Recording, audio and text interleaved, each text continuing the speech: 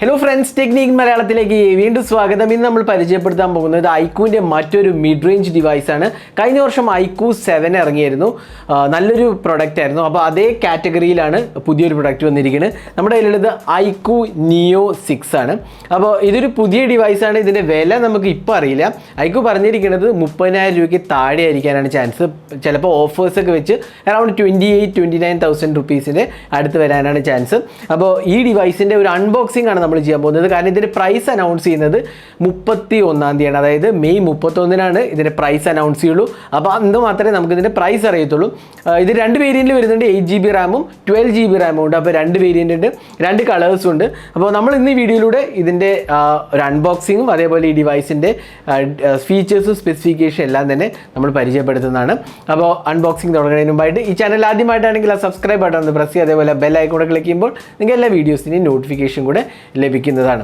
അപ്പോൾ iQOOനെ കുറിച്ച് നമുക്ക് ജസ്റ്റ് ഒന്ന് ബ്രീഫായിട്ട് പറയാം. iQOO എന്ന് പറഞ്ഞാൽ നമുക്കറിയാം 2 വർഷം മുമ്പാണ് ഇന്ത്യയിൽ ഇത് ആക്ച്വലി ലോഞ്ച് ചെയ്തത്. വിവോൻ്റെ ഒരു സബ് ബ്രാൻഡായിട്ടാണ് ലോഞ്ച് ചെയ്തത്.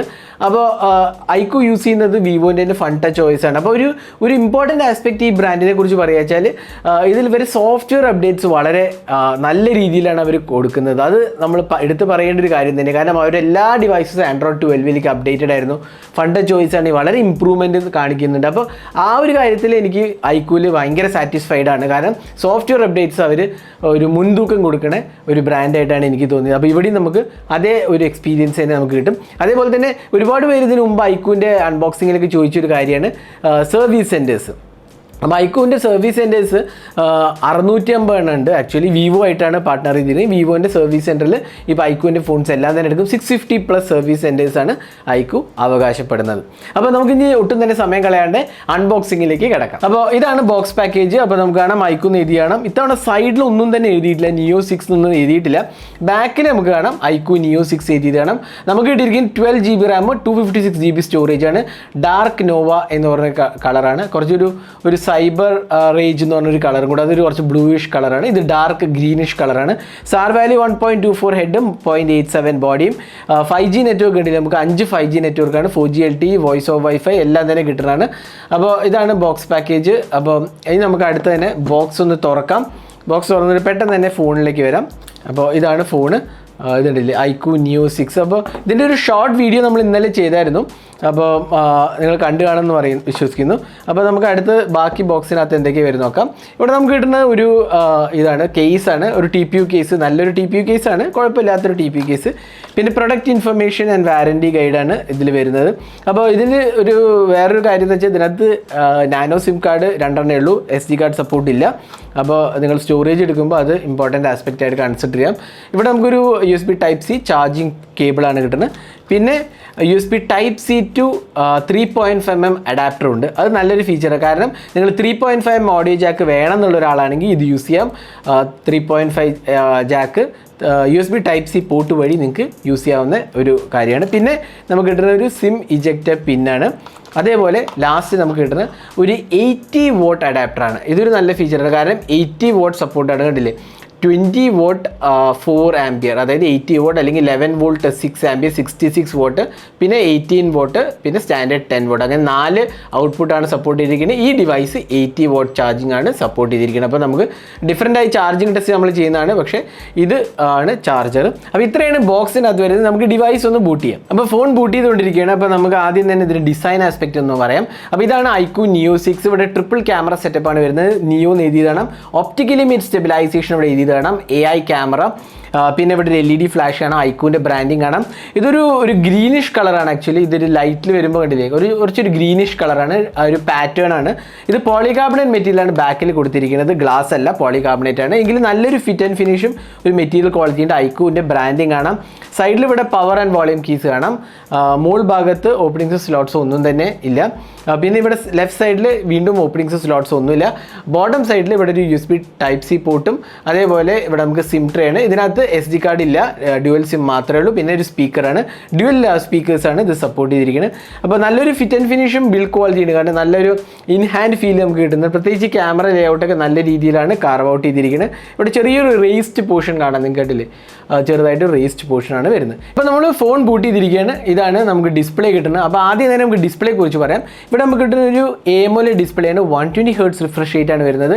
ഇത് E4 AMOLED ആണ്. അത് AMOLED പല കാറ്റഗറിയുണ്ട്, അപ്പോൾ ഈ കാറ്റഗറിയിൽ വരുന്നതാണ് E4 AMOLED. അപ്പോൾ നല്ലൊരു ക്വാളിറ്റി ഈ AMOLED ഡിസ്പ്ലേ ആണ് വരുന്നത്. E4-നപ്പുറം E5 കാറ്റഗറി ഉണ്ട്, അത് പ്രീമിയം സെഗ്മെൻറ്റിലാണ് വരുന്നത്.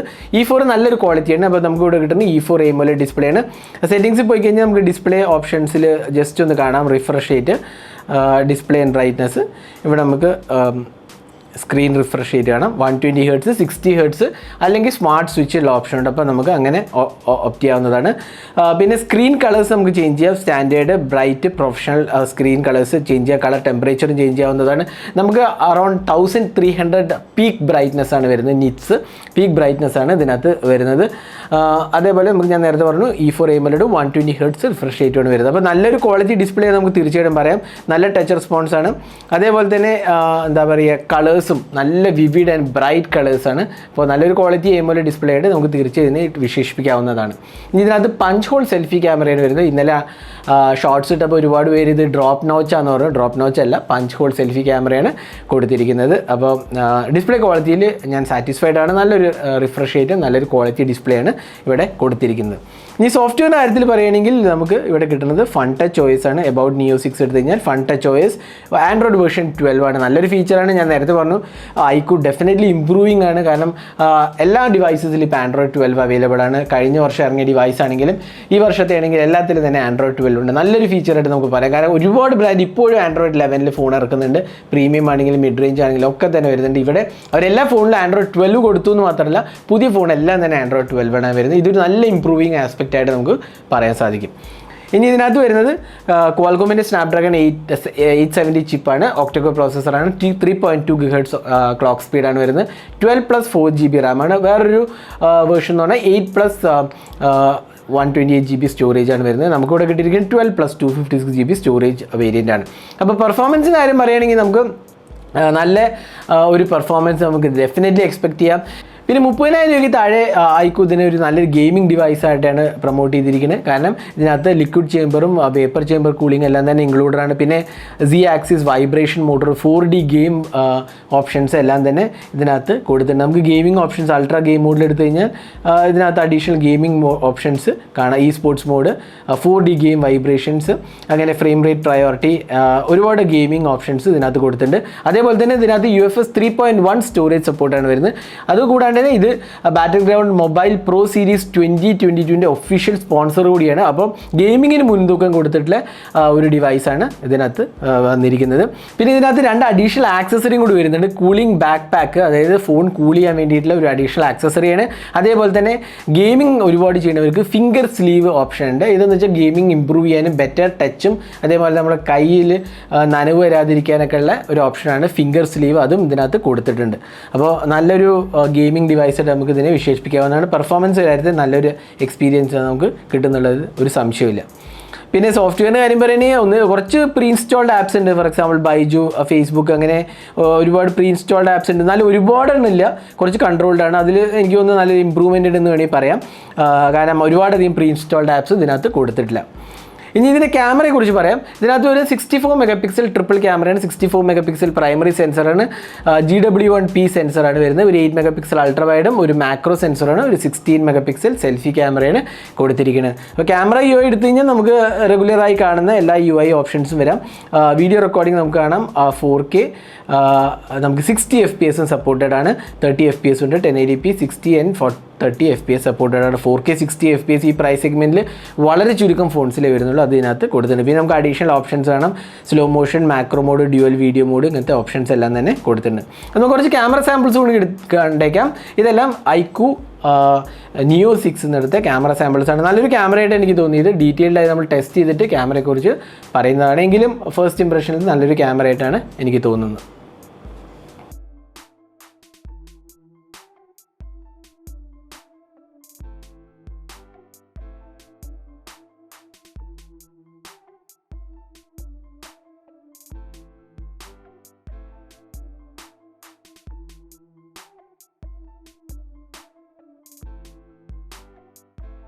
പിന്നെ iQOO Neo 6ന്റെ ഫിംഗർ പ്രിന്റ് സ്കാനർ എന്നൊക്കെ പറയുകയാണെങ്കിൽ നമുക്കിവിടെ ഇൻ ഡിസ്പ്ലേ ഫിംഗർ പ്രിന്റ് സ്കാനറാണ് വരുന്നത്.